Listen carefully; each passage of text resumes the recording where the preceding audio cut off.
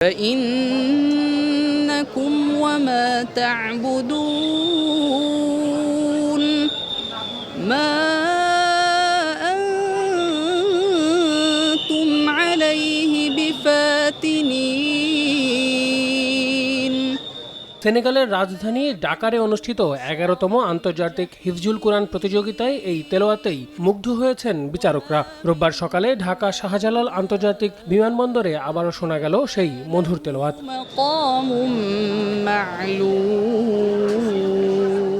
এবারের আসরে হাফেজ আবু রায়হান বিশ্বের 30 দেশের 55 প্রতিযোগীদের মধ্যে প্রথম স্থান অর্জন করেন। দেশে পৌঁছানোর পর দেশের বিশিষ্ট আলেম ওলামা এবং সর্বস্তরের মানুষ বিমানবন্দরে তাকে ফুল দিয়ে সংবর্ধনা জানায়। আর এই অর্জনের মাধ্যমে বিশ্বমঞ্চে দেশকে সম্মানিত করতে পারার অনুভূতি প্রকাশ করেন। তিনি মনে করেন তার এই অর্জন ভবিষ্যতে আরও হাফেজদের অনুপ্রাণিত করবে এবং দেশের নাম আরও উজ্জ্বল হবে।